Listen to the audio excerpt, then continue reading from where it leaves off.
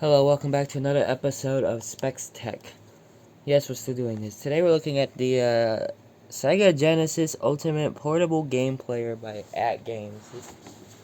I had the box and stuff, but it's in the garage, and I don't feel like going out there. But I believe this particular unit was made in, I want to say 2015, 2016. I picked this up in Target for $50, which was way too much. It came with a USB cable, and that's it. No AV cables. I had to go to a Radio Shack back when they were still around. That's how old ago.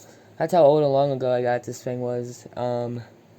Get an AV out cable just to play poorly emulated Sega Genesis games on my TV instead of just using my Wii, which I already had. So yeah, that's great. It has an SD card slot, so you can put in Genesis only games. No CD or 32X or whatever the fuck.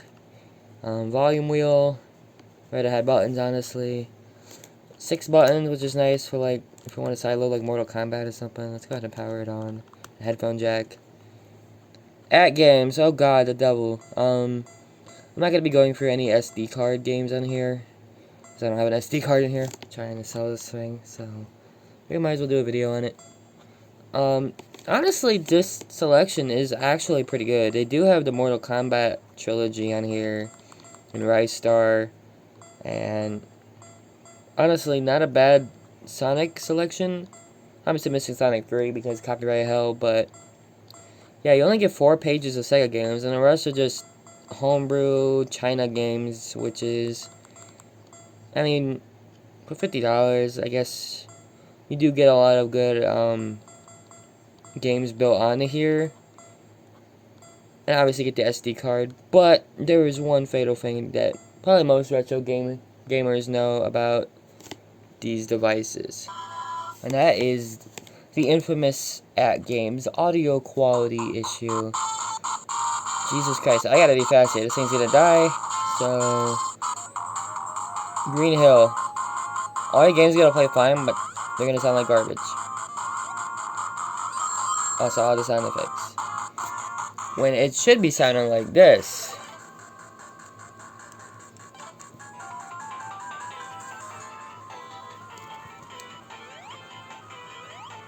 Which is way better than whatever the fuck this is. But, this thing actually does do a good job of playing Genesis games. If you don't mind the god-fucking awful noises and the really short battery life, like, yeesh. Can you believe that the Sega Genesis Mini was originally going to be made by these guys? Like, I don't have a Sega Genesis Mini, but I have tried one, and they're really good. This, if you're deaf, I'd highly recommend this, but man, this audio is awful. Not like I'm saying anything new or controversial here, but yeah. Also, the design of this, I'm just not really a fan of this system, and it's a wonder why it's sitting in my garage, ready for the next garage sale. You only get one speaker, a very, honestly, not the worst D-pad I've ever used. It's still pretty shit. Like, compare it to a Switch Lite D-pad. Yeah, I'm comparing a $200 device to a $50 one. I don't care. The buttons are really mushy, and it's easy to hit the other ones. Nothing about this screams Sega Genesis. It screams fucking cheap toy that you win out of a stacker or a claw machine or something like that. It's just not a good device, honestly. You better off getting that one plug and play by Atgames that's shaped like a Sonic head, because at least it has something to do with Sega and Sonic. This has nothing in common. This looks nothing like a Sega device. You wouldn't, honestly, you probably wouldn't even be able to tell from far away. What does this play? Oh, I don't know, like some cheap bootleg games. You're half correct. But I will say the feature to add SD cards is pretty nice. I don't even think plug and play handhelds really do that much these days, because I noticed they're releasing some, the same company is releasing like Atari ones, and people want to add SD cards. People want SD card support for those because they're fucking Atari ROMs. They don't take up any space, and there's really no reason why they shouldn't let you sideload Atari ROMs.